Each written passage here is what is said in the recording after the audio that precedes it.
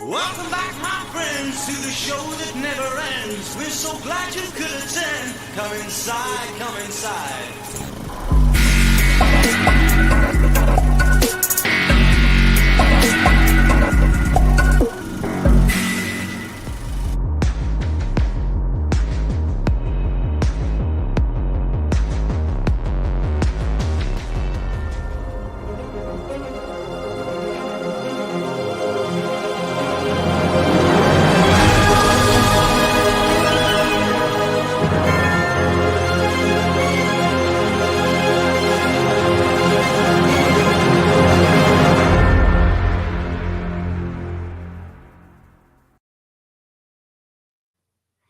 Hey, what's up, guys? You see that amazing intro that was done right there? That was done by our friend Charles over here. Give him a round of applause, guys. But welcome back to Show Business.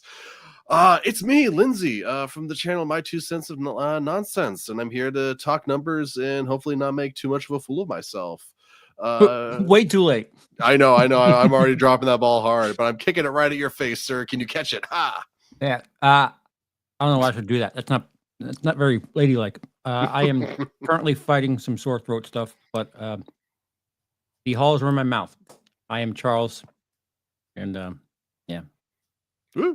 It is 3 a.m., Marcy. Oh, for you, it's 3 a.m. Wow. Wait, what do you say? Well, thanks for being here at 3 a.m. with halls in the mouth and the sore throat. Hey, I'm Gray. It's awesome to be here. What can I say? Indeed. How could it not be? Right? Let's have a good show, guys, and let's Indeed. talk about some numbers, not nombres, numbers. That's how you say it. I want to say to the surprise to no one, but there's probably at least one person who's surprised that Moana 2 came in first place with 52 million, but that does come with a 63% drop in the box office weekend 1 to weekend 2. That is rough. Weekend 3 will be interesting. Also, that 300 million domestic you're seeing right there is almost exactly one half of what the movie has made total, with just over $600 million. 50% international, 50% domestic numbers, man. They're cool. More cool numbers. Wicked, second place, 34.8 million with a 57% drop and going into its third weekend, which is honestly not too bad. 320 million total for the domestic on that. It continues to just be amazing. Gladiator 2 comes in third place. No Gladiator 3 just yet. With a healthy 12.4 million with a 60% drop and a total of $132 million. There's not a huge difference technically between 57% and 60%, but on paper, you know, when you're the money guys, there's a huge difference. And the only new movie that came out this weekend that made the top 5 that kind of snuck in, we almost missed it. Pushpa. I'm probably pronouncing that wrong, but if I am, I apologize. With a strong $9.3 million. For a movie I didn't know existed 45 minutes ago, that's really cool. I am interested in this movie and want to see it. You guys know anything about it? You hear anything about this one? I know it screwed up my numbers. It did screw up the numbers. I've never heard of this. Out of the like 30 or whatever we listed last week that were coming out, this one was not on my radar. Do you have any familiarity with it, Lindsay? Literally, no. I'm not exaggerating when I said I did not know about this movie 45 minutes ago. But hey, good for it. The little movie that could. Red One, who cares? 7 million, 45% drop, still has it crossed 100 million domestic. Boop. The real story of the weekend, Interstellar, the re-release, coming in 6th place with 4.4 million. Good for Christopher Nolan. Indeed. Yeah. Right? It also was not on my radar, but good for him. I think, Charles, you were saying that it's got another amazing stat. Yeah. Oh, are you talking about the per theater average? Oh yeah, Yes, lay it sir. on us. It's only on 160 screens, and so that means it's making $28,000 per screen, and that's very strong. It's insane. Like, That's kind of awesome. That's not even my favorite film of his. So Likewise. I don't know. What could some of those other re-releases do? Yeah, has the Dark Knight gotten a re-release yet? That would probably tear some stuff up, right? Like, let's get that going, guys. I have a spicy take as far as Nolan is concerned. Oh, spice it up, bro. With the recent news of Poor versus Rich. Okay. That's as close as I'll get. The Dark Knight Rises. I couldn't help but think how when that trailer came out, when they had the dialogue between Selena Okay. Kyle and Christopher Nolan, when she's like, "You can't keep." I forgot what the line is exactly, but you can't. Make you guys wonder how you think you could take so much and leave so little for the rest of us. Yep. And And had then a hell of a read on that line too. yeah, and the problem is that movie was mired by its own controversy opening night, and so Oh, that that's true. kind of that was irrelevant after that. And I think perhaps in a different time that would stick a little bit harder, but Some movies perhaps age really happens in well, that movie. man. Mm. When was the last time you watched Quantum of Solace? It's still not great, but the subjects of like water shortages are kind of prescient in Nolan didn't direct that. 2024. No, he didn't, but I'm just saying, you know, He's like changing. he had a mask on the whole time. But yeah, no, that's like I said, good for Mr. Nolan. It was the only as we said, the only new release of the weekend that did any numbers was Pushpa the Rule. Sorry, the full name is Pushpa the Rule Part 2. But there were 2 new releases this weekend, Y2K and Werewolves.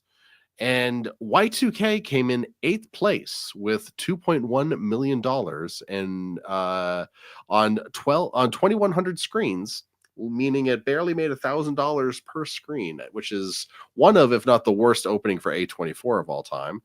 And then we have Werewolves that came in 11th place with a 1.1 million on 1,300 screens, which is about $800 per theater.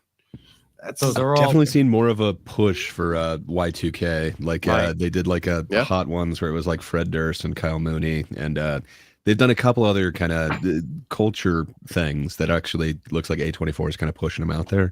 Quite a few things with Kyle Mooney actually getting out there since this is his first directorial debut or whatever. Oh, really? I didn't know that. That's funny. I believe this is his first, at least feature. I think he has done some other stuff on like SNL, Okay. but yeah. So I expected it to at least be in that top 10, but I kind of expected a little bit more than 2 million with as much as they were pushing it. Did that surprise you guys at all? It's really low. It is worth pointing out, like there's a bit of an oddity in the numbers this weekend too. Amazon Prime has that series, Solo Leveling. That's like an anthology series of each episode being a different sometimes drastic interpretation of video games. And the theatrical release of one of them, Reawakening, I'm not sure which game this is came in 7th place with 2.5 million, which, you know, that's not nothing. But you remember Dragon Ball Z like 7 years ago, Charles, that came in completely out of left field and completely screwed up the box office numbers that one weekend? Vaguely. So that's worth pointing out too. So you got the one release of Interstellar, the re-release, and the Solo Leveling thing, and Pushpa coming in and just being Secret like, yo, level? is it secret level it's called Solo Leveling? Sorry. I know the thing that you're talking about. I have not seen it, so I need to acquaint myself with that, especially if it's getting actual theatrical releases for like parts of it. That's kind of amazing. I've been meaning to check it out. Like, my brother's a huge Warhammer fan, and apparently the Warhammer one was super cool. So just for his sake, I want to check that out. The Pac-Man one looked weird. It's like a post-apocalyptic thing with robots. I don't really know what's going on from the trailer on that. But yeah, but 8th place is an odd one. I did see Y2K. I don't know if anyone else did. I did not. What are your thoughts, man? Does it feel like a feature-length debut? When you say that, kind of, that does kind of put a few things into place, because I would honestly say that I liked it, but it's only like half a good movie. Like, if you know what I mean, like half of it works and is really funny and cute and endearing, and then the other half is kind of awkward and doesn't really work. It's not like a 50-50 split either, but there's Do you know how halves work? Because no, I mean, it's Half not of it like, works. It's not a 50-50 thing, no. it's not like the first 45 minutes are great and then the second 45 minutes are terrible. There's greatness and kind of mixed baggedness kind of throughout the entire thing. The cast is great. I had never seen the lead before. I want to see more of him. Deadpool 2 and Where the Wilder People Are kid is in this, and he's really great too. Rachel Ziegler was in this, and she was very, very good, honestly.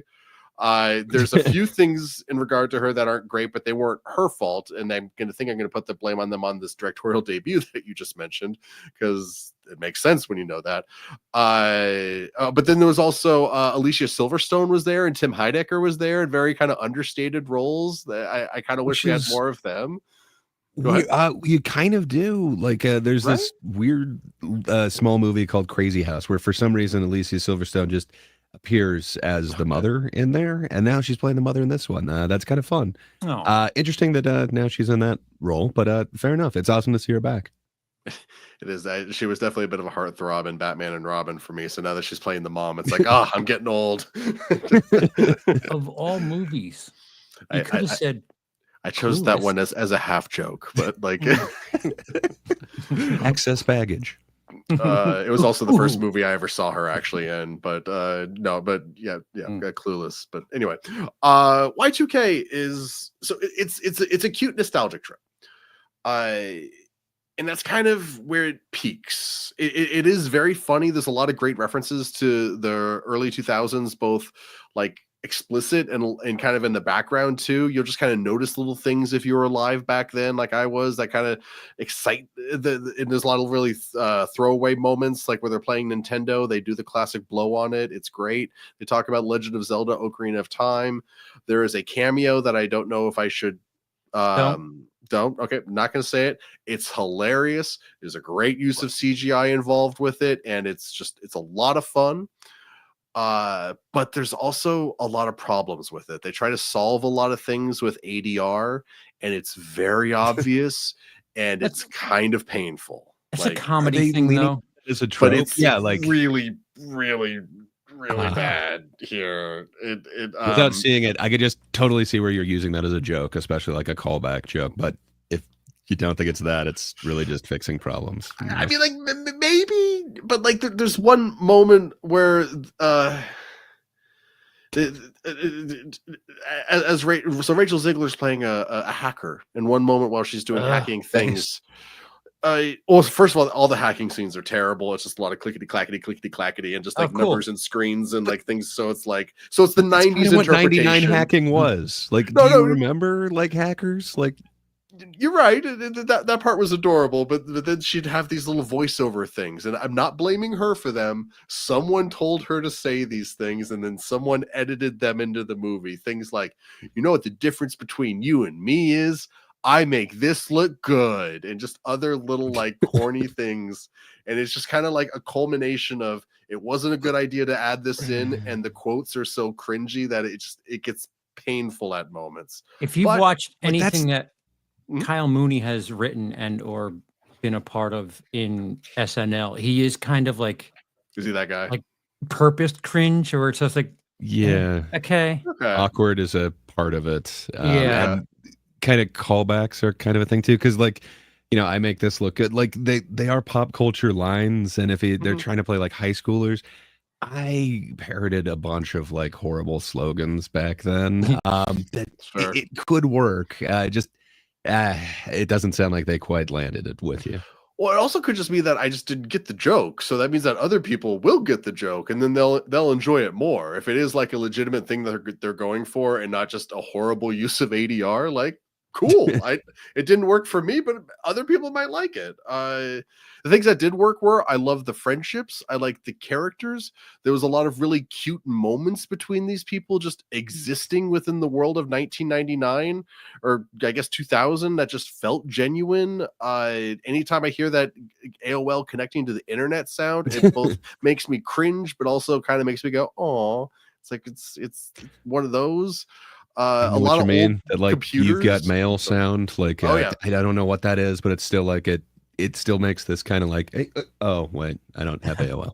Oh, Uh, one of the opening shots is a callback to not like a '90s thing, but those ghost and Facebook movies, Unfriended or or Sure. Defriended, whatever they Sure. were called. Unfriended. Because it was doing like the thing where it's like a computer screen and you're just watching as the computer's going through stuff, but it's like a 1999 Mac doing it, so like it was cluttered and Slow. horrible and ugly and very slow.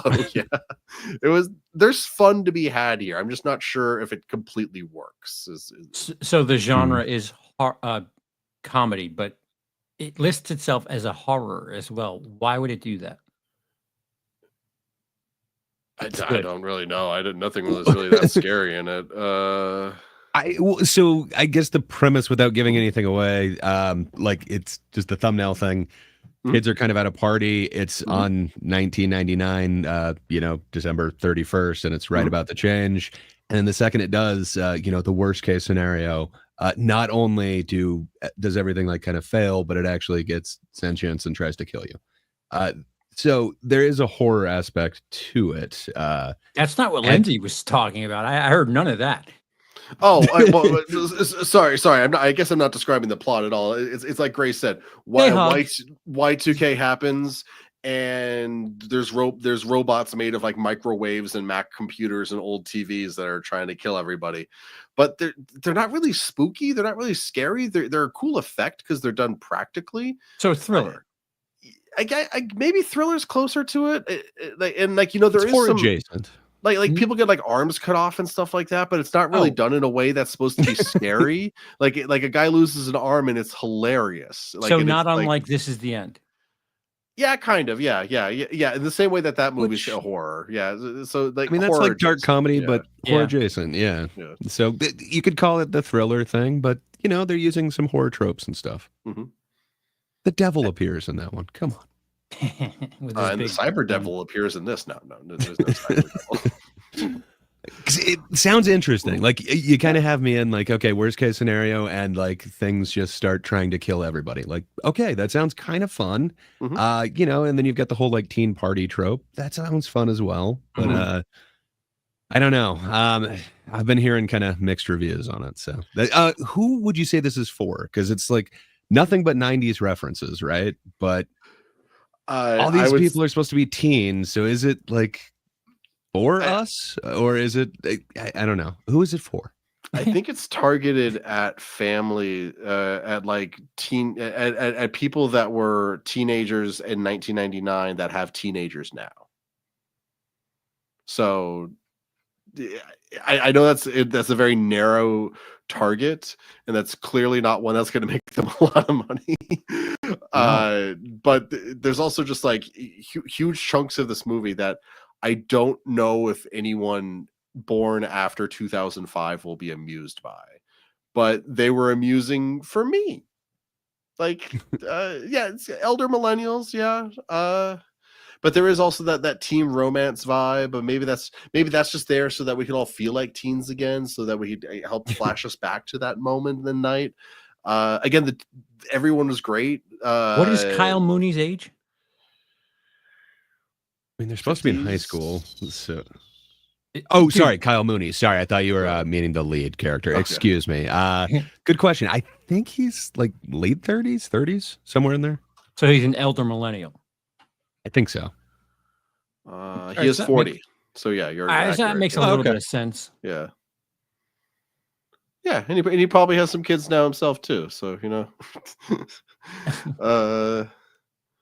and just to say it again too, Rachel Zegler was amazing. I really, really liked her. I think she was hilarious. She was adorable. It was easy to fall in love with her. Good luck to everyone who's hating on her right now. I think she's got a career ahead of her. And not if movies keep doing like this one did, but in terms of talent, she can get there. Yeah, I would tend to say that people who are paying for her are going to look at this and say, yeah, no. No, we need to make money. It kind of depends. I mean, like, the complaint is kind of that, like, she's like this over-the-top hacker, which is kind of a 90s trope. Like, I don't know. I hope the execution works for some people. I have not seen it yet. I just saw the trailer for it. And then this huge publicity kind of, like, tour that they're kind of sending him on. So I was really thinking it was going to do some more business this last week. But I'm trying to figure out how something like this.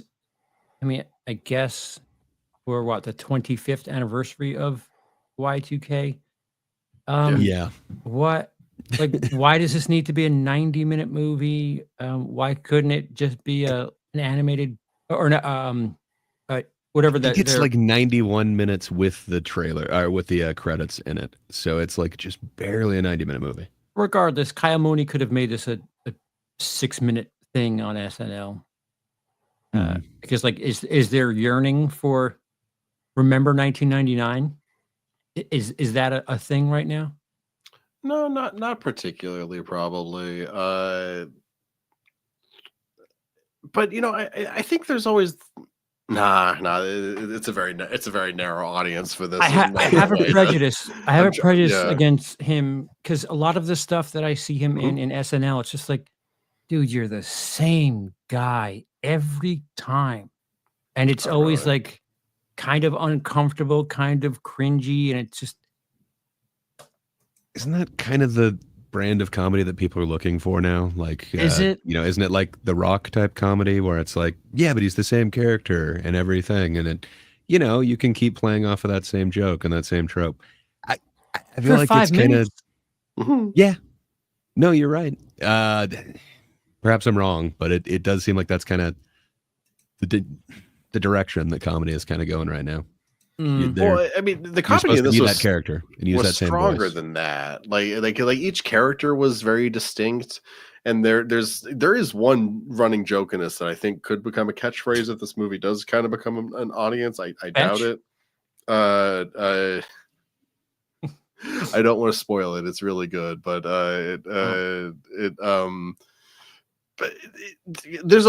there is more in this movie that works than doesn't work. It just, the things that don't work just really stand out. So I think they really hold it back. But there's a lot of fun to be had in this. I do recommend people go see this if they're even like slightly interested. But it's more of a comedy than a horror. Just be ready for that. If they really are. I would have assumed that. Mm-hmm. Considering how much. Go ahead, Gray.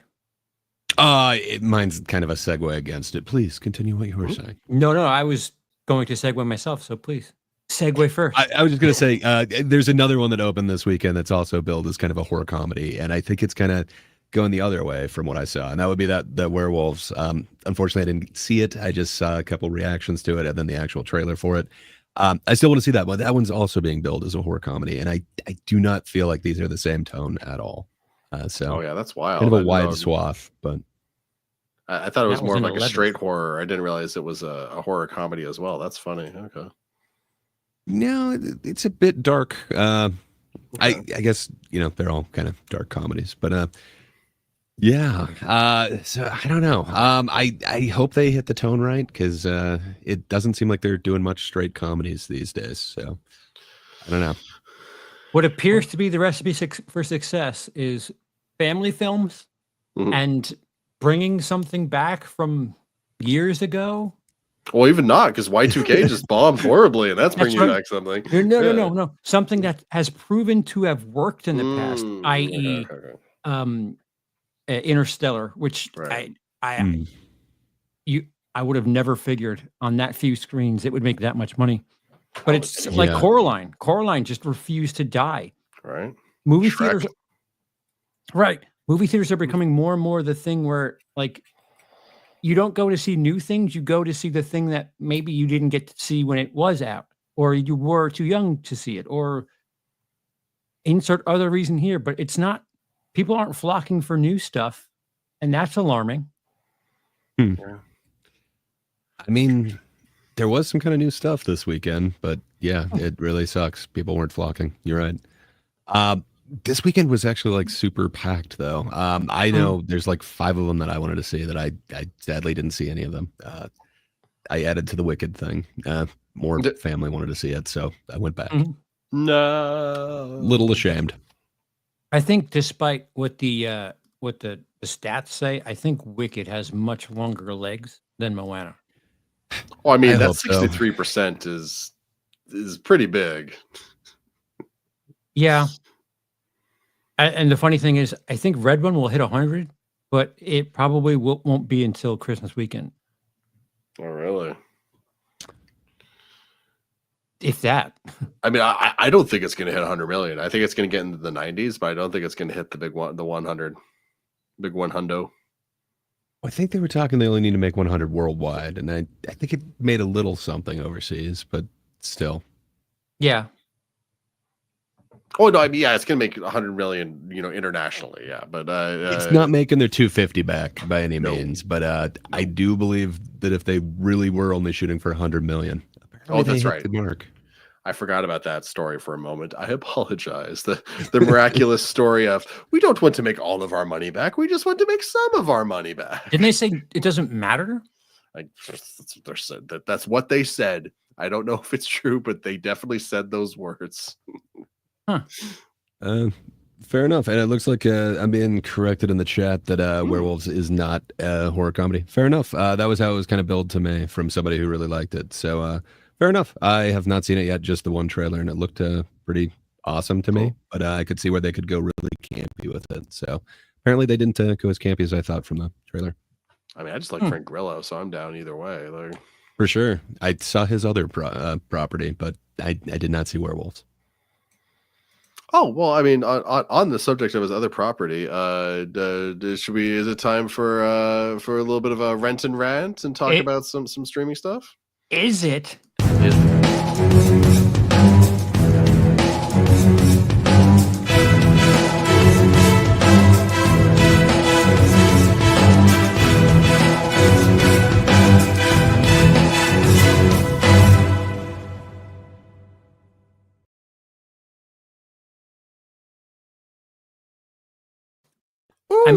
I'm at the stage where I need to drink orange juice, but it burns. So that's not a good stage. Difficulty level on high. Try to Tums. Dude, I'm rifling through halls. I'm kidding. So are we starting with the Christmas comedy? Sure. Go for it. So I do have a question because you mentioned do something that's kind of old, something that's kind of proven to work before. Something blue. And I think there was two other things that you kind of put on it. I think you could argue that this would be that if we're talking about Dear Santa. Yet, did it work? Certainly not for theaters. Yeah. I don't think it would have. I think there's definitely a reason why it's direct to streaming, and it's I think Paramount. I forgot my Paramount is linked up to my Amazon or whatever. So yeah, I thought it was through Amazon, but yeah, most of my stuff is on Amazon. 1 second, I can put it right back up. Jack Black gives such good face. Just look at that, man. That's he just gives the best face for stuff. Go, Jack Black. Yeah, it's the Forellis back, but it's not in an environment you would expect the Forellis to be in. There are so many times where I felt like I'm watching a Hallmark movie. Oh. The lighting is very flat.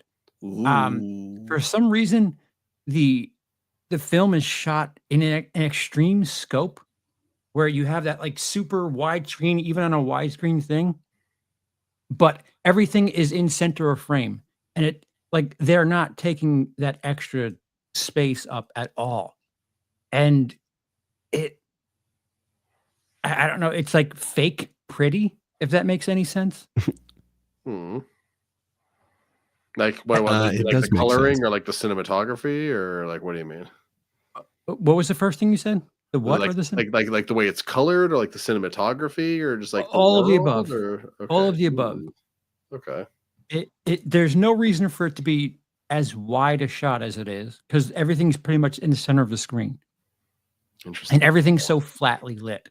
I don't know if that's due to the fact that they have to shoot Jack Black for CGI moments where he's the devil. And is he fully CGI or just partially CGI? At times he's doing CGI things. Okay. And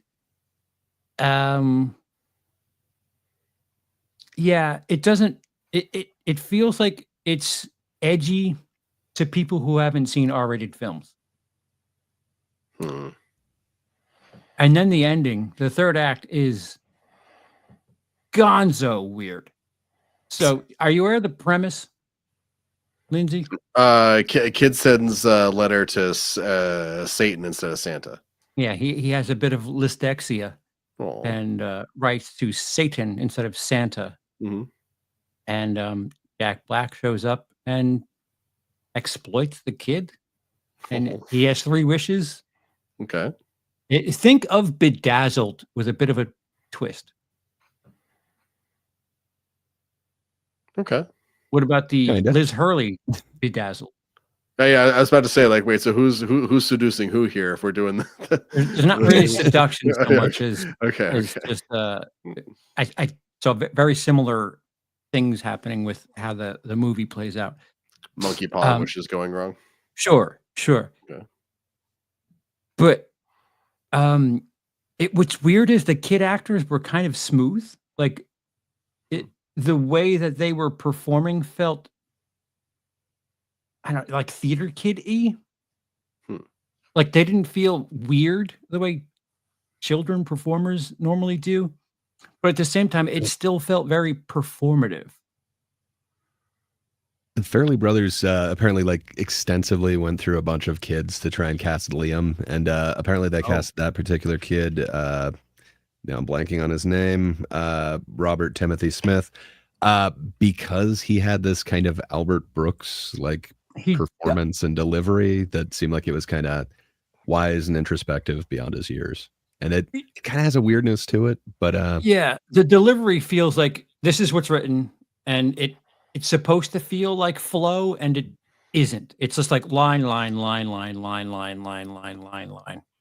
It doesn't feel very fluid.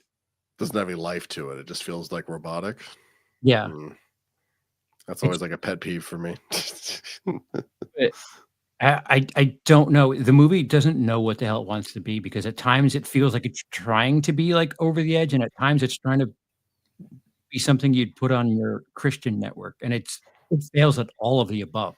Is it like trying to play up the jokes too, or like kind of? Okay. So they said the target audience was anyone 11 and above, but it wasn't really for kids below 11. But they go pretty dark with the humor. Like they do play off a kid telling his parents that his friend has cancer, like a bunch of kind of weird stuff like that. There's some ongoing stuff with that, and it gets kind of even darker towards the end. But I don't know.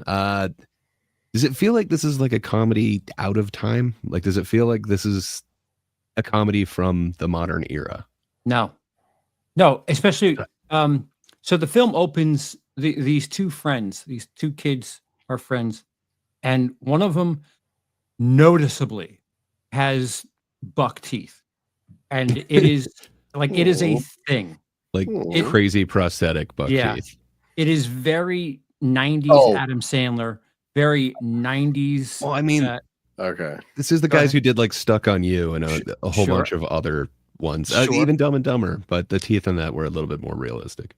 This is not the time for that. Dumb and movie. Dumber is the greatest comedy. Just all. They also did Dumb and Dumber 2. Okay, no one's perfect, man. What do you want from me? Like, well, yeah. All of those movies are about 20 years old at least. It's a different period. I don't think you could do the sight gag, especially on a kid, especially in a Christmas movie, especially when you're doing like, he's got cancer, derp. That's why I need to stay out late. No, I'm sorry. No, you're not. You cannot try to be the Hallmark Channel movie and do things like that. Would it surprise you if I told you that they were originally going to make this movie 12 and a half years ago? And then it's been through like failed iterations since then, and it's been reworked a bunch of different times. It ended up on Hallmark? No. It ended up on Paramount. So I've been looking everywhere to try and find a budget for this. The only thing I can see is on IMDb, somebody's saying 3 million, like in their FAQ thing, but it looks like more than 3 million to me, especially with the star power they have.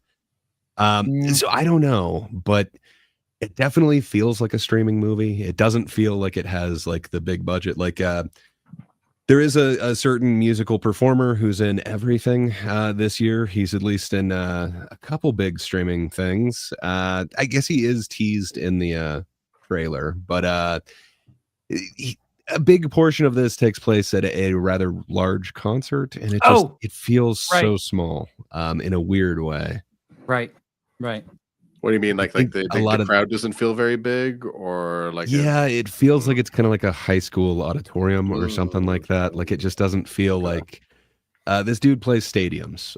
It's a rather big get that they got for this thing, but I don't know, just certain things kind of miss, and I think it's the execution of them, but that could be a budgetary thing. I don't know. It does, like Charles keeps saying, that Hallmark kind of feel. That's why I wanted to see what the budget is. The only thing I can find online says 3 million, and if so, it's kind of impressive for what they did. But I'd have to think there's more than that. But Curious Well- about this musical artist. Was it Fred Durst? No. Okay.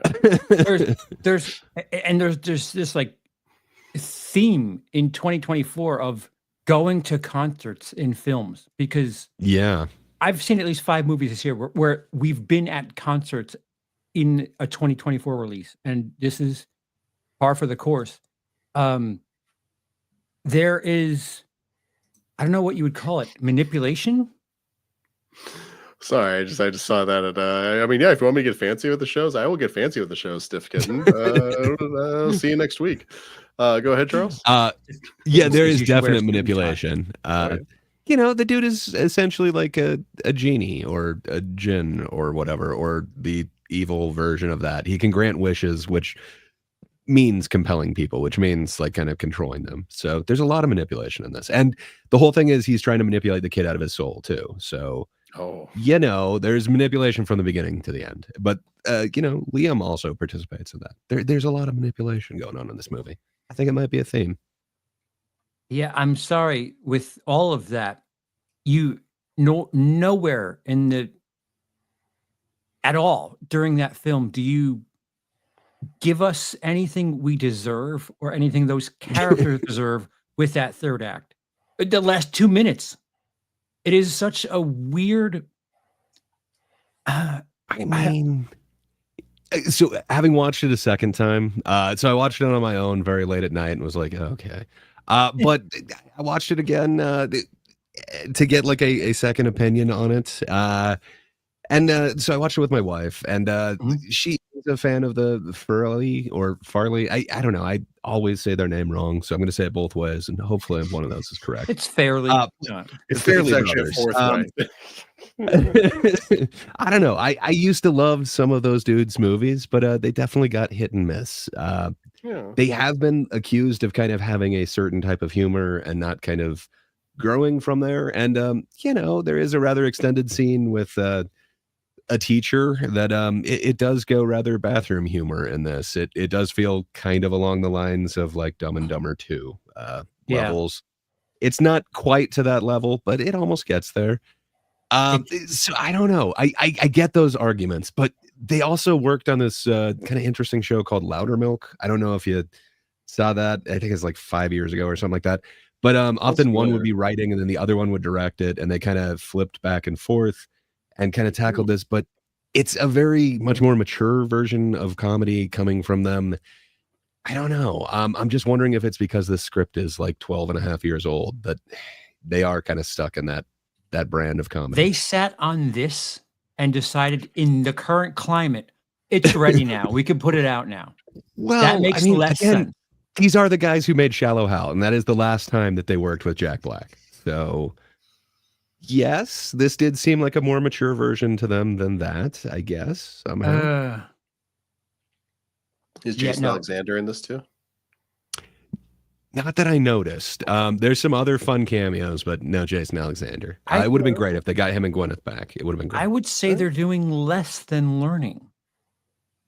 They're degrading.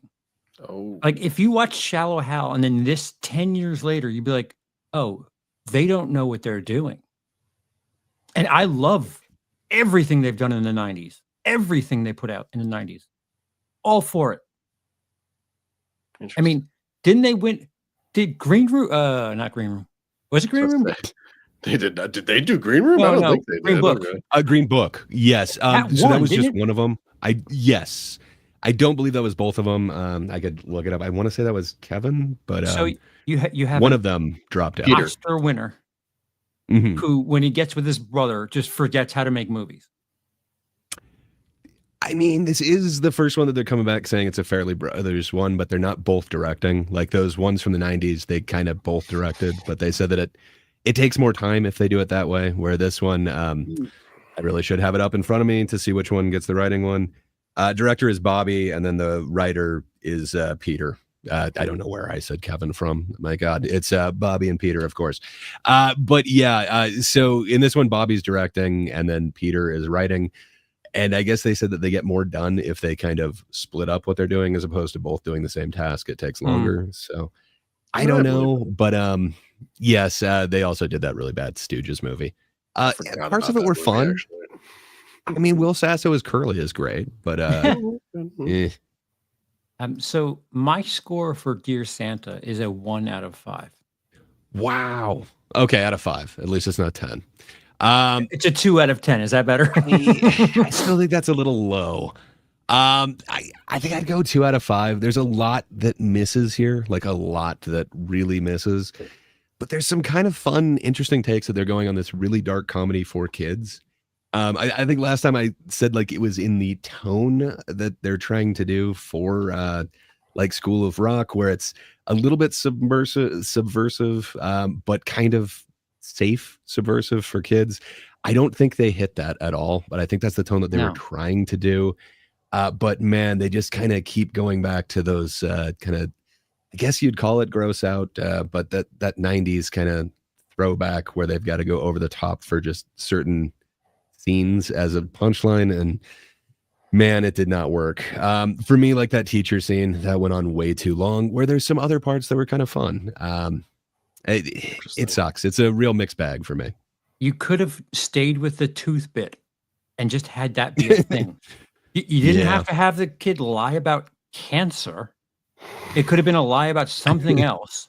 Like they tried doing Movie a little sounds bit of wild, dude. It is. We're just scratching the surface. We're not giving away like the major twist, but watching it a second time, they keep setting it up from like that opening scene, and it explains why things are so fractured. But man, to make that choice and then to end it on that tone is just wow. That was a choice. The last 5 minutes lost a star for me. It was a 2-star movie. Wow. It is a choice, man. They go hard in one direction. Dude, and it's for a joke that wait, do they go hard in one direction or they go hard on one direction because they're tired of their music? No. So okay, they present this situation that does not match any of the tone of the movie, like at all, in any world, anywhere. And then at the end, it's like, hey, remember this thing that was like kind of like hovering over things, but not really? Ta-da! Merry Christmas. It's weird because like almost nothing is subtle in this movie, except for they do foreshadow it like a couple times. I did not catch it the first time, but like they reference it. Like there's a photo in the background and like the first scene that it sets it up. Like it's kind of there. So it shouldn't be as unexpected as it is. But man, when they're doing nothing else subtle in this movie, just it feels like that's out of left field. But it was set up a little bit more than I thought. Is there anything you can compare it to that doesn't give it away as like a shorthand? Not really. There's nothing that kind of goes that like it's an interesting direction. It feels like it could be kind of a Fairly Brothers 90s type of kind of the gross out type deal where it's like really they went there, but it's in this kind of heartwarming weird way that just it's weird. Think about but if you Charles, you're the comedy guy. Have you seen Eternal Sunshine, Lindsay? Oh yeah. Think about inverting the tone of that and Hacks making it. That is a comparable. But the Farley brothers aren't hacks. I didn't say that. They're not. But this film feels hacky. Oh, I see. Okay, confused me for a second. I was like, "Excuse you, sir." Do you have any idea how much Um, on the daily I chuckled to myself at the pull over? No, it's a cardigan. That is 30 years ago now, but yes.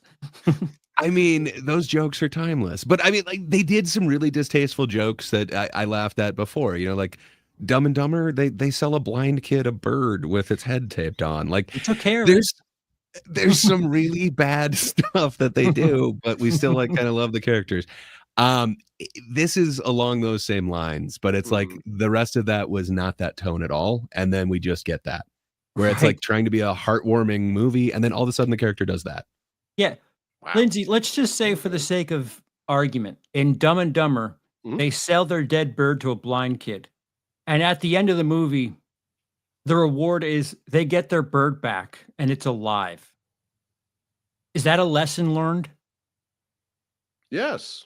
Okay. Sell You'll things love to it. blind kids. You'll love it. Do we not know this? Like if you have something broken, you sell it to a blind kid, it gets fixed. It's just it's a fact of nature. I echo Gray's sentiment when it comes to Farrelly Brothers, but I cannot, in good conscience, say that this is something I would like So at all. I kind of wanted to get into this last week. Like, I didn't want to spoil it, but when you're like, hey, maybe we could, it's like, yes, I want to know your thoughts on this because, man, it was a weird watch and I didn't want to ruin anything or taint your viewing. I'm glad you did. I don't know. Is there anything you would compare this to? Like, it's such a weird one, but I will say I have watched it twice in a week now. Ugh. I think I would rather watch this a third time than watch Red One a second time. Here's a question. Oh, so it's like got that tea element to it. I think so. What you got, Linzo? The ending of this movie, what's wilder? It or the ending that Tommy Wiseau wanted for The Room where Johnny was a vampire the whole time? Like what's a wilder ending? I think kind of this one, like that would at least explain why he's so weird in The Room. It's like, oh, he's not a human. But this to me is just like, really? That yeah. Okay. Yeah. It's worth seeing. I wouldn't call it a great movie, but Right. so I've seen a couple people calling it the worst movie of the year. I don't have of course, it as there's that. people I who doubt hate that, the whole like kind of religion thing. Like, the kid writes a letter to Satan who comes to grant wishes and steal his soul. Of course, that's subversive. So for certain people, that's obviously going to turn them off. But I've heard people that like comedy and like movies saying this is the worst movie of the year. You get those vibes from it, Charles? It's a misstep. Is it worse than Madam Web? No. Okay. No. It's low. It's in my bottom 5, but it's. Is it worse than Winnie the Pooh? Yes. Is it worse than Mousetrap? No. Okay. Just give me a You framework. want to name 50 other movies that were released? Oh, wow! You're putting it between Mousetrap and Pooh. Yeah. Wow. That's a fascinating place to put it in. Dude, again, Also Pooh too. They've established such a relationship, such a. I don't know. I put them on a higher plateau to fall from, and okay, they do. That is fair. They're like that. That's why Tomorrowland is the worst movie ever made. With that director, that amount of money, and like those actors in it, there's no reason that movie should have been that bad. The weird thing is, at times you're like, "Ooh, if this were in a different movie, I'd kind of be on board for this." Right. And then they do this like Hallmark movie shit, and you're like, "Who is this for?" Like, who are you trying to impress with this? For the record, I do love Hallmark movies. I mean, I love them ironically, like, but there's another one that I'm hearing, ironically, is a lot funnier than this. That's Netflix's version of a Hallmark one. I think I talked about it last weekend, but Hot Frosty. Somebody makes this really hot snowman, and then they put a scarf on it, and it comes to life. So it's a Hot Frosty. I don't know. If you're gonna go for like the Hallmarky thing, why not go like full in and then make fun of it? Where this, I don't know. I don't see watching this to make fun of it. It's just kind of you are just watching it and you're wondering why it's going where it's going. But It's a weird tone. I Dude. didn't know how to explain this to you, so I'm glad that you suggested watching it. It's like, yes, I want to know what you think of this. There's a moment where hell, Like literal hell. yeah, Okay. you know, because it's Satan, Yeah. or so you think. Oh. No, Oh. don't give it that much credit, because I'm not saying that. Okay. Where like you see that as a locale, and in the back of my head, I'm like, this has still got some time left. What are they doing? And if they somehow rewrote the hell sequence, maybe it would be better, because the hell sequence isn't the end. And holy shit, the end is a choice. Well, wait, are they doing a thing there? Like, are they doing like Dante's Inferno? So you have to go through hell and then like stop reading into what I'm saying. Okay, sorry. I regret saying everything I've said. How is Jack Black? Fine. Serviceable. He's actually pretty good. At certain times, he's like really into this character, which is kind of fun. But at certain times, it gets a little Nicky-esque, which is yes, not a great tone. Yes, I didn't think about that. Yes. Wow. Yeah, little Nicky. But he's pretty good. It's Jack Black, you know, like and it's kind of a rock demon, so it's like, you know, that's kind of his jam. It works. I have it lower than Am I Racist? Well, so wait, as in it's not as funny as Am I Racist, or as you Yeah, watched Am I Racist? It's funnier than Okay. Am I Racist? But Am I Racist at least has a purpose to it. I couldn't tell you what the purpose of this movie is. Fun. I mean, they got to hang out with a certain. They got to hang out with a certain musician for 4 days, so that's kind of cool. And it's not the worst performance of theirs that I've ever seen, or that I've seen this year. So, Taylor Swift. Yeah. Yes, this is a Swift movie. Man, Mm-hmm. She must really like Dumb and Dumber to have agreed to be. It might have been the aforementioned Shallow Hal. She just, liked Gwyneth's performance. So on Letterboxd, yeah, it can't be good. There are 285 star rankings. Oh wow, okay. There are 1,253 half star ratings, and 1,000. You can't do. You can't do zero. Okay. 1,972 1-star ratings. Wow. So between half a star and a star, which I am one of those. There is curiosity. How many give it 2 stars? 2 stars, 2,862. Okay. Based. So thank you. They're all in thousands until you get to 3.5 stars, 4 stars, 4.5 stars.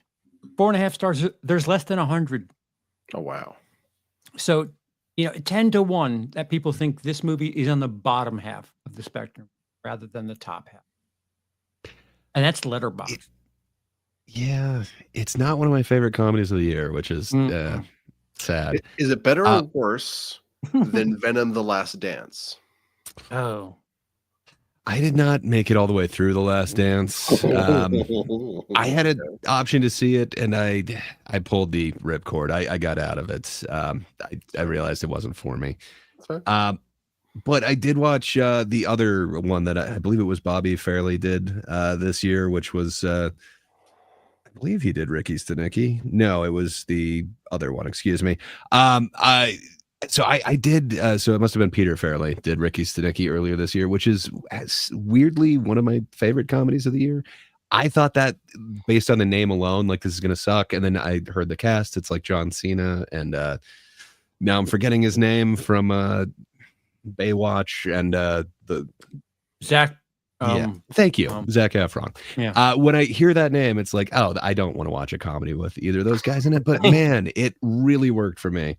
Okay. So I don't know. These guys can do it. I think it's the freshness of the script, but I could be wrong. But to me, them having tried to make this movie for like 12 and a half years, it really feels like it. And I think that's it feels so out of time to me. Like this would have been great in the early 2000s, or would it have? Late 10s or late 9s? I think so, because that was around the time that we were getting like a lot of the Judd Apatow things.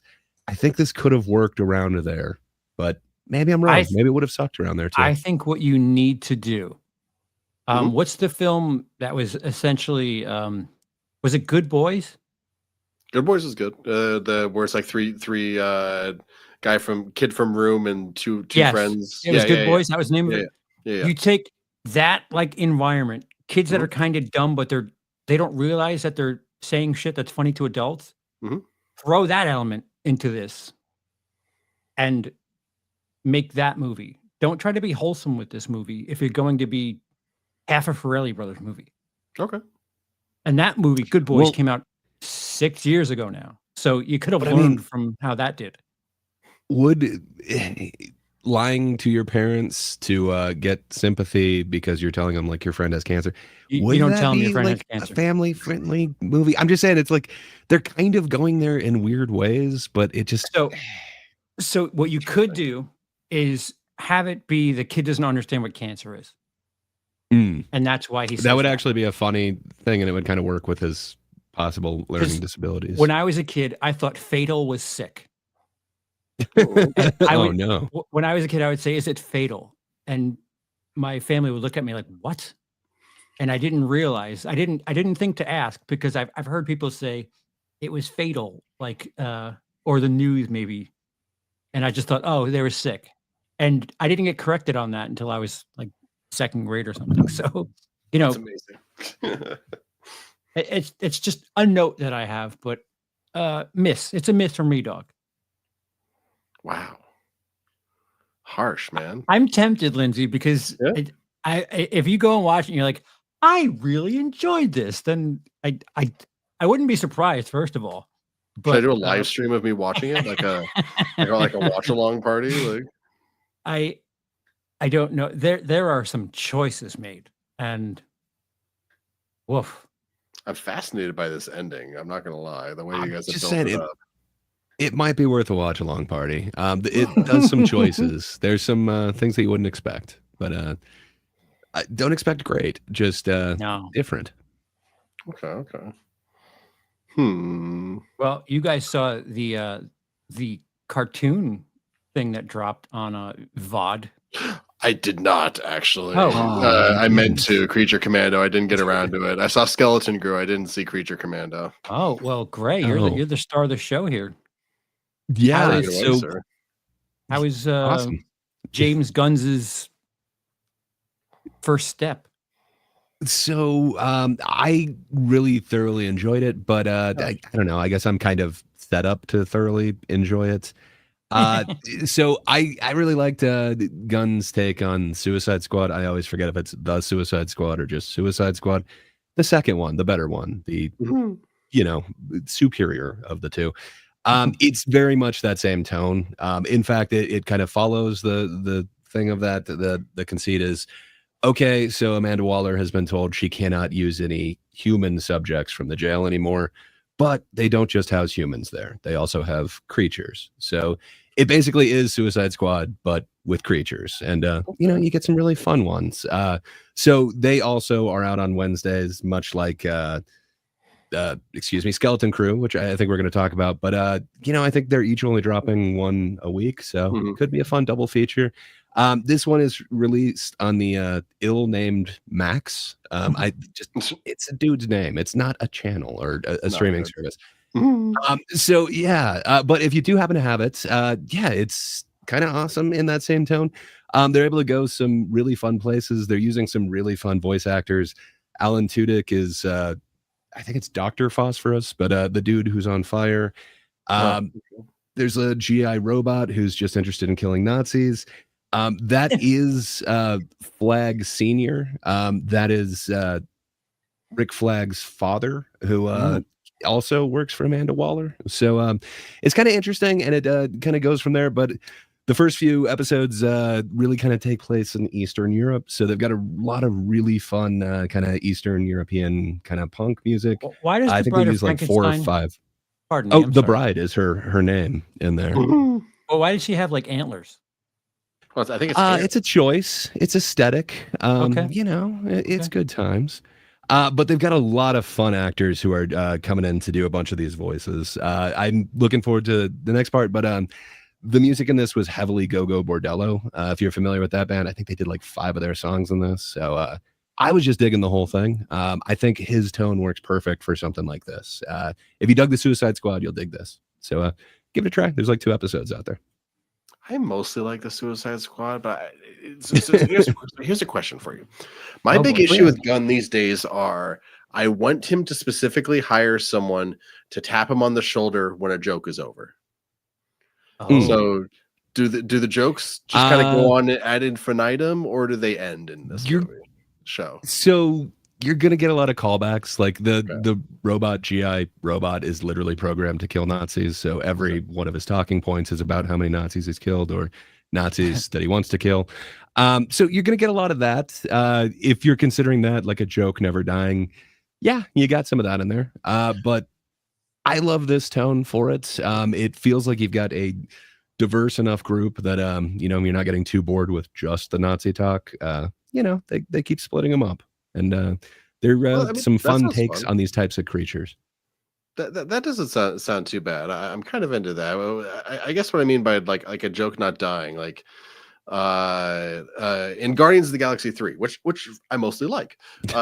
There's one sequence where they're all in these like differently colored like spacesuits, and like on the wrists of the spacesuits there's like all the different colors for the different spacesuits that they are. And Peter Star-Lord hits blue because he wants to talk to Gamora, who's wearing blue, and he says really embarrassing things. But then blue doesn't go to Gamora. Blue is a widespread to everyone.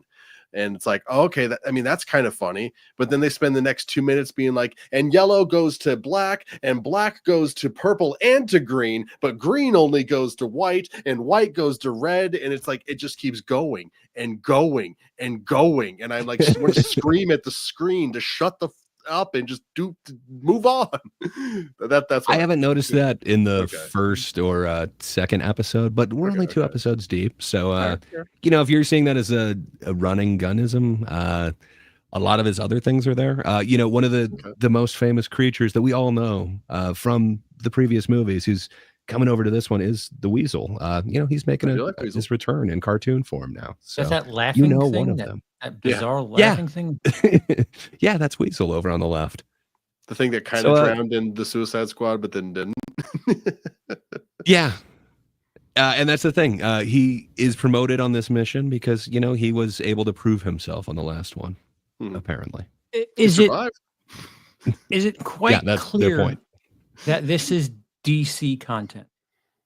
I think so. Like they are picking up directly from the kind of events of the Suicide Squad movie. So yeah, there are. I believe it's all canon and all going forward in this James Gunn version of the universe. Okay. I mean, I look at the poster and I don't think. Oh, Bride of Frankenstein, definitely DC content. I hear you. It's not their cape shit, as some people call it. It's their other version. DC does. Marvel has like Dracula's like a character, or is that Marvel? Is Dracula a character in DC? Or did I make that up? I know they've got vampires, but I can't remember. I want to say he's in DC, but to be honest, that's not one that I usually go to. I kind of either do magic or cape shit. But the other version is creature stuff, like Werewolf by Night is one of them in Marvel's thing. Like there are some monster ones that they're kind of releasing. I guess they kind of go hand in hand with the magic stuff. So like the Agatha all-alongs. But it's definitely not as popular as the superhero stuff. Nothing is. So Stiff Kitten saying it's Marvel. I know they've got vampires in each, but I couldn't remember which one Dracula was actually in. Gotcha. So I trust Stiff Kittens on that. I trust Stiff Kittens in most things. That's why I'm going to be here in a suit and tie. For sure. Well, I'm intrigued. I'm not blown over. But that's kind of where I'm at with it. But so far, everything is good. I really like the animation and the pacing seems great. Also, I didn't mention Frank Grillo is Rick Flag Sr. So check it out. This is Rick Grillo's other thing that came out this week. Big Frank Grillo year. Indeed. I mean, Aubrey Plaza had her victory lap with Megalopolis and My Old Ass. But what I did line up for, like a heroin addict, for some fresh fentanyl is Star Wars content. And Based. the first 2 episodes of Skeleton Crew dropped on the Plus, and it's the most woke Plus. thing ever. Or is it? I don't know, man. Jokes Well, aside, I really like this. Like, So do just I. cutting right to the like. I knew you did because we talked about it before, but I just had to say it. I really liked the show. Yeah. I'm jealous of kids today because I didn't have stuff like this. You know, the only Star Wars I had was the trilogy, Mhm. and bad Star Wars was the holiday specials. You know, well, at very least that's in this too. Did you Oh, notice the? yes, yeah, the Oh. little like circus thing. I did catch that. That was amazing. Yeah. So, kids today are spoiled with their mid Star Wars, their Mhm. bad Star Wars, their great Star Wars. This is on the higher end, and I'm just jealous. I'm envious of kids who get to experience this. And I don't know, maybe it's the fact that it has like this 80s whimsy to it that I'm jealous. And maybe kids will be like, ugh, That's where I was Stranger gonna. Things, but Star Wars. Bleh." That's where I was gonna do my thing and tell you. I hear what you're saying, but you did kind of have this thing. Like there's so many things that this either pays homage to or like blatantly kind of. I don't know, borrows from that are at least the vibes of. I would argue you did have a lot of things that were similar to this back then. Yeah, sure. One thing I love that you bring up like the 80s-ness of it, because like for those that don't know, this is literally Goonies, is Star Wars Goonies style. Like Yeah. they're even going after pirates and treasure. Like it's very literally Goonies. And it's got like that whole aesthetic of like kids on bikes. And by the way, I wanted to mention in Y2K, there's kids on bikes and skateboards and rollerblades. It's amazing. I adored it. But getting back to Skeleton Crew, it's just kids going on adventures and like they're hanging out in suburbs. I never knew that I needed to see a Star Wars suburb until I saw it. Like we always hang out with like either like the super fancy planets like Coruscant or like the backwater Drek like Tatooine. But no, this was middle class Star Wars. This is where I would live if Star Wars was a thing. Would you? You say that now. Would you, There is a though? mystery with this whole place that we got to see. This is true. Which they can certainly screw up. If I've known anything about Star Wars recently, they can screw it up. That is fair. It is worth saying that these Disney Plus Star Wars shows are very uneven in terms of their quality. So this could nosedive, but I'm holding out hope, at least so far. I am hooked, and we'll talk about one of the final things that happens in episode 2 in a moment because that's a spoiler, and I don't know if we should get into that, but I do have a question for the panel about that final moment. But before we get there, who's your favorite character? So there's 4 kids. There's Trunk Face, Spunky Girl, Geordie La Star Wars, and the kid whose hair you wanna tussle. Who's your Okay, favorite so kid, you think? Wim, Fern, Neil, or JD? KB, excuse me. I think that sounds right. I think Wynn's the tussle hair kid, like all curly, right? Yeah. Okay. So I don't know. I like them all. I feel like they work as a group. I guess the one that I want to know a little bit more of is the Geordie LaForge of the group, KB. She seems to have skills beyond her years. I would like to know why. I was And impressed by also, her. what does the Geordie LaForge visor do? Come on. She's a Star Trek fan. She's a Trekkie in Star Wars. Dude, I will not be happy until I see the little elephant boy in a Hawaiian shirt doing the truffle shuffle. Oh, It's got to happen, right? It's gotta. With everything else they're borrowing from this, way down to like the one-eyed pirate. I don't know, man. I think it's coming up. We just got to hold out. Maybe it's not going to be like a real Hawaiian shirt, but I think it's going to be a flowered shirt at some point. Perhaps a kimono. It'd be a good There's a color on moment. There's a moment where the kid is like at the elephant's house, and he looks in, and like the kid's younger siblings are like watching TV or whatever. He's like, "Where's your brother?" Like, I didn't know I needed that in a Star Wars thing, but I was like, Right? "Oh, this feels so Spielbergian." It just Just feels a like a random real thing. world. Like kids, they like the siblings helping siblings get into trouble and do shenanigans. Like it's kind of perfect. Well, and that's not the only Spielbergian part. There's rather prominent flashlights in a forest scene. That really brings up some Spielberg vibes. The fact that there are bikes with tassels, that seems a little Spielbergy as well, but that could also just be throwback 80s. But man, they hit like every one of the kind of, I don't know what you want to call it, like classics. They even have like a Breakfast Club reference in there. Now I can't remember his kid, but the name of the bully kid who challenges her to a race, he calls them wastoids. If you remember, that's Andrew Clark or Emilio Estevez calling Bender a wastoid. I don't know. There's just so many fun things. There's even like some characters that may have been in like a Coppola feature that Disney may have rights to now. It's rather interesting. I don't know if I caught that. I think you probably did. I might just be saying it in a weird way. Another kind of small moment, but like there's a kid that misses a bus, and not to keep harping on things that you didn't know that you needed in Star Wars, but a kid missing a bus is like that was so beautiful. It's the realest I think Star Wars has felt in a while. Not that Star Wars needs to feel real. No. And like generally, I might be against it because it's the fantasy in the galaxy far, far away. But there's something about it working here. Just it's the tone and like the essence of that emblem 80s style that we keep talking about that they want to capture.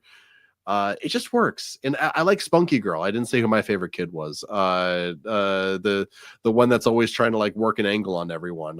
There's something about her attitude that feels right out of the 80s for me. I'm rather enjoying her. She's like the mouth from Goonies, but she's a girl this time around. Yeah, the latchkey kid stuff really spoke to me as a kid who had to go to school and be trusted to go to school without anyone home. Right. Yeah, it's something that, again, I'm jealous, and perhaps kids today may not appreciate it the way I do, and that's a bummer. But I'm here for it. They could certainly absolutely screw it up, but well, people in general are really liking it. I there was a lot of negative buzz around the show leading up to it because I think it sat on the shelf for a while, but I haven't seen a single negative thing about it online anywhere, and I can't remember the last time I said that about Star Wars. well, luckily we have someone with the cursed feed, which That's right. I was gonna say you haven't seen anything negative about this. Ruin my day. Almost, Let me have it. almost everything that you said is a negative to somebody out there. So yeah, I guess the main thing, the biggest criticism that I saw is that the first episode is completely pointless. What the hell are we seeing any of this for?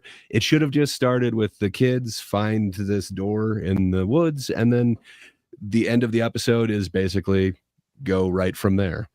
I think if you're doing that, you're missing so much. You're missing so much of the world building, which is really fun. As Lindsay pointed out, it's like we've seen, moisture farmers on Tatooine, but have we seen what like the middle of the road would be? And perhaps this is even not the middle class, but the lower upper class. Like we've seen how the Emperor Palpatine lives, and we've seen how some of the royalty lives, but have we seen just some analysts, people who are making a pretty good wage, but they're doing their work? I don't know. We kind of haven't seen this.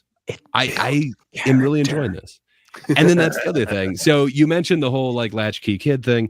That really feels like it is kind of a throwback as well to like E.T. There's a whole bunch of those movies that all kind of deal with these kids either finding a ship in the woods or finding some sort of escape. Like there's very much so yeah, with E.T. there's a whole lot of those. There's Flight of the Navigator references in here. There's the Explorers, even kids going into space. There's some space camp references in there, and man, there's some even kind of, so of course Goonies, they're wearing that on their sleeve, like the fact that it is pirates and everything. But yeah, a lot of what I got out of that first episode is kind of character building, and you understand what these characters' motivations are, what kind of person they are, and then you get to see how they would be part of this group that gets to go on this adventure together. I think he just sacrificed all of that, but the other criticism that they're giving is these characters are just the worst. They're completely tropes. So you've got, of course, the one kid who wants to adventure. You've got the one kid who's afraid to adventure. You've got the one kid who is extremely, I don't know what you want to call it. They called her like a tomboy, but she's that Disney style of tomboy where she's just good at everything. I mean, kind of, but like, so they reference the two girls happen to kind of trick the boys into doing something for them. To me, that's more of like a Tom and Huck type of reference than it is to just, you see, once again, girl smart, boys dumb, woke. But that's kind of how a lot of these things are interpreted. She's just super badass. She can do things on her bike that, Wim can't. So that makes her magical, or, Disney magical. I did love the moment where we would like see her like jump over a thing off into the woods, and then Wim comes that same thing, and he like gingerly like picks it up and like carries it over. And it is kind of awesome, and it does show you what type of character that they are. Like, he wants to adventure, but he's way too afraid, and he's not ready for it. But it does seem like he is much more able to actually kind of I don't know, get everything going, if you will. But man, it just seems like the characterization is what they really hate. And then also the actual framework of it, I guess where it's starting from is superfluous to a lot of the critics of this. But I don't know. That sets up to me at least like 6 different mysteries that I'm interested in finding where they're going with this. But but wouldn't it be, if you just pick up from them getting into the ship, wouldn't the complaint then be, who are these people? Trying to hide behind you. You're good. Oh, I think it would be, but you're right. It would be kind of, who are these people? But I guess that's not what they're looking for. The other thing is like, okay, so this is so 80s, it moves way too slow. Kids today aren't going to enjoy this. I don't know. Like, it's a TV show, yeah. Everything that it's referencing is kind of an 80s thing, and they did kind of have this build up, like with Goonies. I guess you could say, hey, why didn't they just start on the adventure? Why did we have to, meet each character and kind of see their motivations or whatever? I don't know. I guess I get it. Maybe we are in a different time where we do need things to be a little bit punchier, a little bit faster, but man, they've got like 8 episodes. Yeah, I was going to say, they've got 8 episodes to flesh this out. Right. I think we can get a little bit of characterization. It is the one thing that I've been missing in a lot of these other things from this year. I also feel like the first episode almost kind of felt like an actual like episode of something, instead of just like, part 1 of like an 8-part movie caught up into little bits, because it's all about, hey, what's this thing we found in the woods? Oh, can we say what it is, or should we not say what it is? hold. I mean, it's totally in the trailer. Oh, okay. So, well, I think it's light spoilers. Yeah, light spoilers. Not. I have a thing for that. Well, you should get one. No. So the kids find this thing in this wood. They start fucking with it. It turns out it's a spaceship. The spaceship flies off into space with the kids, and it's like, oh god, how are we gonna get back home? Like that's an episode of TV. That's a great setup for an entire series right there. But it also feels like a contained story of these kids getting shipped off like this. I think it's just good writing. It's a good way to, for me anyway. I think it's a really good way to start off a show. Yeah, I really agree. It had me hooked. I wanted to see what's going to happen in the next episode, and it's been a while with Star Wars to actually get me hooked to see that, wanting to see that next episode. If this were a film, if this were a 90-minute film, we're still in the first act. Oh yeah. So why on earth would you want to pick right up? Oh, they're in a ship. Let's go. And also in episode 2, we learn that there's something rather special about the home that they seem to be from. And so if we don't spend any time on that home before they hop on the ship and they fly off into space, the reveal that like there's something kind of going on with their home isn't gonna land once that starts coming up. You need to set up for stuff. Some woke Disney shill would say. Oh, that is me. I am the shilliest. So episode 2, again, kind of spoilers, but not really.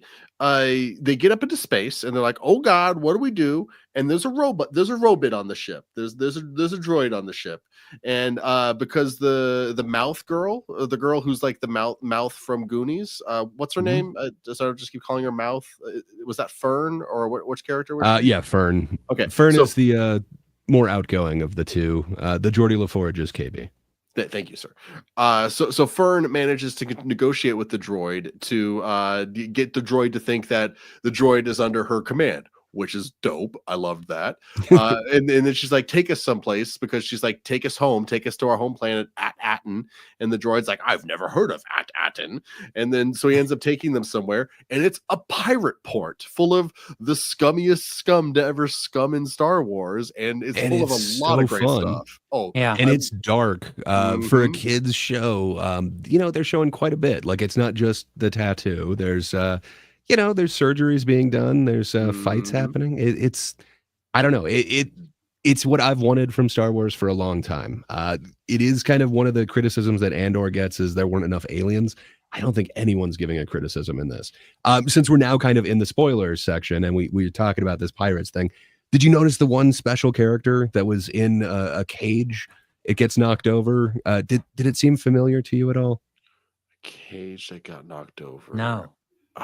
Did you ever used to go to Disneyland and watch the very weird movie that they used to have that Coppola made? So it's a Captain EO reference. That's Fuzzball in that cage, man. I wondered why he looked so familiar to me, and I went down this weird rabbit hole. But Disney owns the rights to Captain EO, so why aren't they going to make it a connected world? Funny, actually, so, yeah, I didn't know that at all. Huh. Oh, and one thing that happens when they're at the spaceport too is there's like this big wolf guy that is a callback to episode 1, because episode 1 actually opens with this really big, kind of cool gunfight. Like, it's a little cheesy with like how some things get shot and live, but it's a pretty good dark gunfight for like a kids show. And so like Prologue. this guy is there again. Yeah, the prologue. But then this guy comes back again and he like arrests the kids after like shutting off the robot or something like that. How'd they deal with the robot? I forgot. So he eventually gets overpowered, but it's one of the better droid fight scenes that I've seen in a long time. And we haven't talked about one of the coolest droids that I've seen in the galaxy. Did you realize who was voicing that droid? No, who was it? It's Nick Frost, man. Nick Frost has had a huge year. But yeah, Nick Frost is SM33. Not to be confused with the microphone, but I think it's more of a reference to Shmi. I think you're right. That's really good, though, actually. I didn't know that was Nick Frost or the Shmi thing. I hadn't put that together yet. That's great. A little surly in the beginning there. A little bit, yeah. I mean, it's a pirate. Come on. Do you think a pirate droid is going to be like C-3PO? Come on. Yes. More so, actually. And so here's the big thing that I want. Go on. Go on with your big thing, sir. The big thing that I really want to ask you guys is, and this is the spoiler kind of, is the kids get arrested, they get put in a jail cell, and in that jail cell with them is Jude Law, who starts doing some Jedi Force stuff. But my question is, do we think he's actually a Jedi, or is he trying to get one over on the kids? I don't think he's a Jedi. I mean, clearly he uses the Force, right? Well, does he? Or was it a trick? Like, is he working with all the pirates? Like, you know what I mean? Like, is he a scumbag? Magnets. Or magnets? They're like magic. Science? Unclear. I don't think he would be a Jedi, because so this is after the first 3. This is like during the time of like the Mandalorian or whatever. I believe it's before the sequel trilogy. I think we're in that in-between period. Yeah. So this would be the point where it's just that dead religion. So I don't think there's any chance that he's an actual Jedi, but Sith exist, man. They went into hiding and stuff. So that'd be he's a Force user, but I do not think that he's a Jedi. Better amended question. Mm-hmm. Do you trust I'm sorry, my question's not good enough for you. Okay. Do you trust modern Disney to not lean on some sort of Jedi thing to close it out?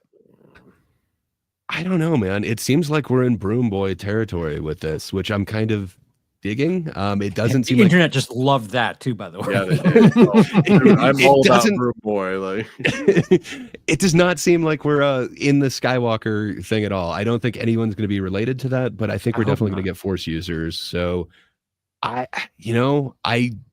didn't really want to trust them. I'd heard that this one was in the can for quite a while, but after seeing these first two, I don't know, man. I'm ready to kind of trust them. This is more characterization and mystery than I think almost anything except for Andor. So Yeah. if they keep it consistent, this might be like within my top 3 of the Disney things. But I'm cautiously optimistic, but you can make something in the Star Wars universe and have good stories that don't have to be associated with the Skywalkers, the Jedi, the oh, Sith. 100%. Like special people exist without being part of your in-universe religion. Like you can do that. Try it. Well, they did that with Mandalorian at first until they went and ruined it and tied him right directly into Luke Skywalker and then had him cameo in Boba Fett's show. And Mhm. now he's getting a movie about Whoa. God knows what. don't be so convinced this isn't tied in. Like there's a lot of mystery to their homeworld. I don't know that this isn't going to lead to what we get in the sequel trilogy. There's some financing from somewhere there. From So, somewhere. I don't know. I know nothing about it. I don't know that this is standalone. Like this is in between the two. Perhaps they're looking for more things that tether their properties together. They do love tethering things together. You're not wrong about that. They should have financed Jordan Peele's Us. Why? Ugh. So is that? Are we good on the spoilers? I think so. Yeah. We're done. Think so? I mostly just wanted to ask that question because, like, the moment I saw that, I'm like, I don't think that could be what it seems to be. I'm not going to say anything else though because we're out of spoilers Yeah, now. if there's plenty of time for them to nail it, plenty of time for them to go, and certainly plenty of time for them to go, oh, they did a thing and it's bad. It's And only I'm a not quarter. putting it past them. It's Disney. Oh, right. They've done it Sure. to us so many times, but man, there's some times where they just let them get it right. And Mhm. I think when you mix genres for me, that's when Star Wars is kind of at its best. Like I really dig kind of space wizards, like that's great. And then we kind of went to like space western, really dig that. Dug the space, what would you call it? Like caper, sabotage movie. I really dug that. And then Andor kind of went off in a slightly different direction, but man, I'm really kind of digging it when they bring this in. And why wouldn't you do like space pirate kid adventure? Like I'm digging this. I guess it just kind of showed me what I'm interested in them doing as opposed to just kind of the same thing over and over again. So I'm kind of 100%. I want to say I'm hopefully hopeful in what they're doing, but I don't think I can ever fully trust Disney again. But so far so good. I'll be more surprised if I enjoy it all the way through than anything. I'm holding out hopes. I think they're going to stick the landing, and it's going to be the best Star Wars show ever. Ever. It's actually going to be the greatest TV show of all time. Watching the final moments of that final episode are going to be transcendent, and I will finally achieve true wisdom and understand the universe. I think you're going overboard, Lindsay. I mean, I just did some of this white powder right here, so like, who knows? Honestly, You know what doesn't go overboard? What's that? Over or under. Over or under. So last week, we had a little bit of a caveat to our over/under picks, and we all agreed that all the new releases, we didn't have Pushpa listed there, so there's your Or asterisk. Interstellar. Yes. My top 6 were all different. The over/under for us for this week was: would any new release break the top 3? We all said no, and boy, were we right. We were so And- close though. Pushpa almost got us because technically it's just the top 3, but I think that would count, right? If the underdog that we'd never expected, Pushpa took 3, I think Yeah. we'd all have to take the loss on that, right? Sure. Uh, I think I would cry for a recount, but yeah. I mean, I think I went a within the step tolerable beyond and true. I think I went a step beyond and said I wanted Wicked to overtake Moana 2, which did not happen. So I will be the most loser of us not losing. I think that's coming. Do I you think it would be do. this weekend or next weekend though? It might be this weekend, like because the percentages are there. Like if you looked at Friday, Moana was only up by 1 million on Friday. Oh, wow. 1 million. So it once they're on less screens, it might be a little closer. And again, Wicked is still being talked about like A lot. a bit more prominently. So Yeah. I don't know if there's I any haven't merit heard- to it, but people are saying it's already Best Picture. I don't know if that's true or not. I was gonna say all I over have Twitter, not yeah. heard any award talk for Moana 2. Maybe there's gonna be some, but I am hearing stirs for Wicked, quite a few. So I don't know. We'll have to see. They always kind of throw me with some of their picks, so I don't know. I'm also hearing some buzz about The Substance, so if that gets nominated for anything, I will be so happy. That'd be so good. indeed. So this week upcoming, we have a bit of a two-way battle. The animated Lord of the Rings: The War of Rohirrim. Rohirrim. Man, I used to be able to say this word actually. Rohirrim. I don't know. Sorry. Okay. All right, so the over/under on that is 20 million. It's not bad. Yeah, this game is one or the other. Not. Yeah, I dig it. I believe it. Sounds reasonable. You said numbers. It could be numbers. So above 20 or below 20, and just looking 20 counts as above. So Wicked and is So logic says that both Wicked and maybe Moana might be under 20 million next week. I don't think Moana will be. If it has another 63% drop, it might. I don't think Wicked will be either. You think Wicked's going to hold on strong enough to keep above 20? Yes. You think Interstellar is still going to be there? No. Yes. It's going to be at first place. I don't know. I think so. That's a really good question. Do we know anything about is it Pushpa or whatever? Does it have any legs? Do you think the Pushpa audience is going to break into the Lord of the Rings animated project? I'm just wondering, man, if they got legs. I've seen Craven and he's got some legs on him. You know what? I'm going to be the big man. I'm going over for War of the Rohirrim. Good. I'm going under. I think I got to go under. I haven't heard any buzz for this, and the last I've heard is kind of Rings of Power, and that also is kind of fizzling. So I'm not sure that the one is there, but supposedly it's Peter Jackson bringing it back. So I don't know. I've been wrong on everything else, so I'll jump in with Charles and make him more wrong. I'm gonna go under. Well, We got now two that you guys further. are committed, Lord of the Rings did a crossover with Magic the Gathering last year, and it was the most successful any Magic the Gathering single thing ever. It was, but There's it was a- also woke, so there's a problem with it. That is true. They did play with the races for some of the characters a little bit. Aragorn was an elf, but I think there's a real audience for Nerd. Lord of the Rings. I think so too, but I don't know. This still isn't fair enough. I feel like this would be a little bit more Rings of Power or The Hobbit than it is Lord of the Rings, but perhaps I'm wrong. Well, The Hobbit made $20 million, so if it's The Hobbit, it does it. Ha! Logic. Ooh. No Lord of the Rings property that's been released to theaters has made less than 30.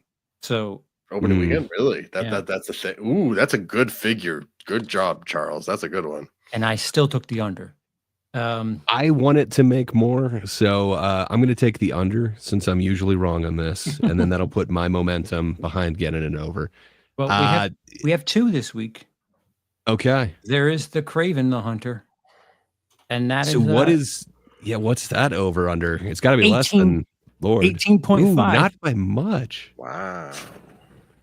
I totally would have thought that it would be like under 15 if Lord of the Rings is at 20. man, so the only thing that I'm seeing is kind of the memeability of this, that people are kind of calling it Morbius times 2. I don't know. Do you guys see any actual interest in this, or is it just meme interest? Oh, there's meme trist. There is meme trist out the meme wazzle. But no, there is not a single human being on the face of this earth that earnestly wants to watch Craven. Not one. God strike me down if there is a single person on this planet that wants to earnestly watch that movie. See, I'm good. Yeah, I think people have officially, they're not putting their money towards the gag. Joker 2 says that. We've had a couple of movies. I mean, shit, they're not even going to see Furiosa. So stop reminding me. They're not paying to lol, bro. I'm going under on 18.5. I'm going double under. It's gonna make 9.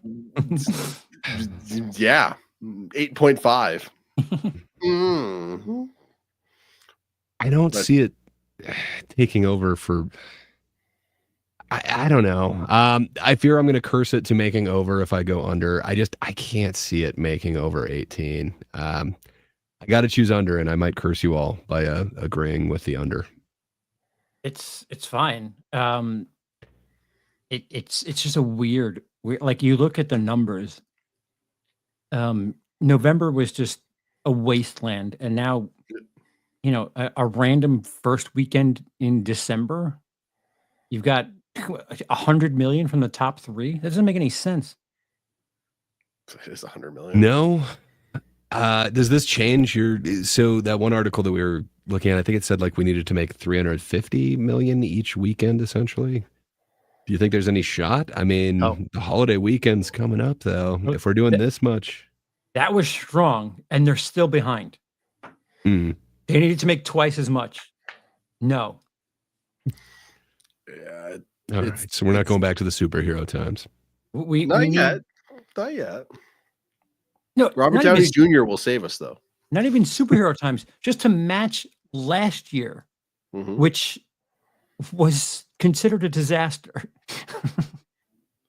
Well, they didn't have Terrifier 3 last year, so Yes, that $56 million savior at the box office. It did numbers. It did. I would like to be an executive producer on that, less so. I don't know this. Adam says, I'm going to see it. Comes out on Blu-ray. What? Oh, when it comes. Oh, I'm going under for Craven. I'd say 15 and a half. Yeah. I would even say that's kind of strong. You're very kind, sir, saying 15 and a half. You're a saint among men. I think it's done. Sony has been trying to force this. What was Venom's opening weekend? Last Dance. Strong.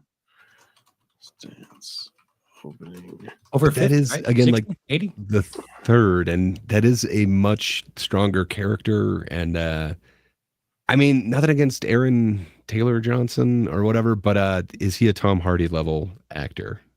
I don't know if he can. No. I like him a lot, but he does not have that draw. And at 51, I just think Venom had two things going for Dance. itself, for it, where I'm not sure that Craven does. I don't know. Like, he's kind of a third-rate spider villain at the best, and I don't know. Most people don't know who Craven is, and that's not a deal breaker, but it can be. And I have a feeling this time around it's going to be, especially because so much of Craven's history is tied up in him being a big game hunter, and they're very clearly getting away from that and trying to make him like, a champion of the jungle or something like that. I just don't see this really pulling in that Craven demographic, if it even exists. I'll just watch Predator, thanks. Yeah, right. Yeah, it's just it's also just like it just continues to be so confused. Like, is he a good guy? Is he a bad guy?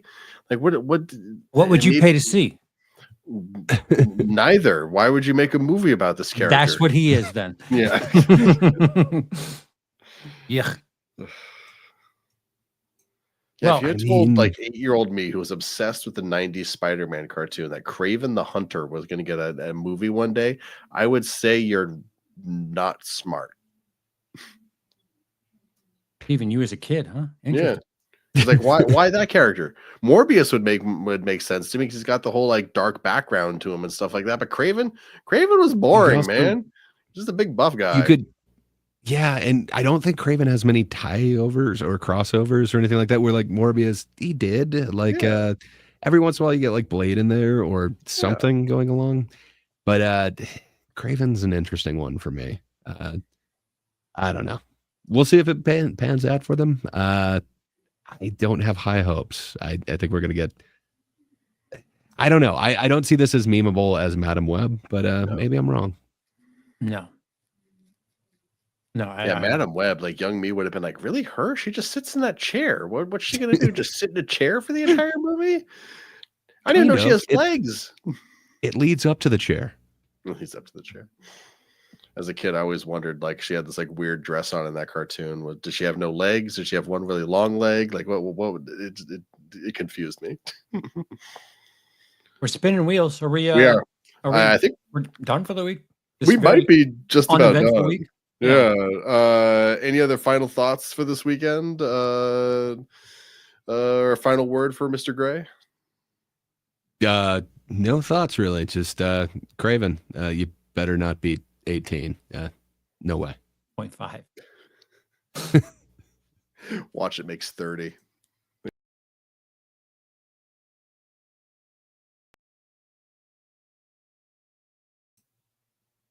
Charles, I think the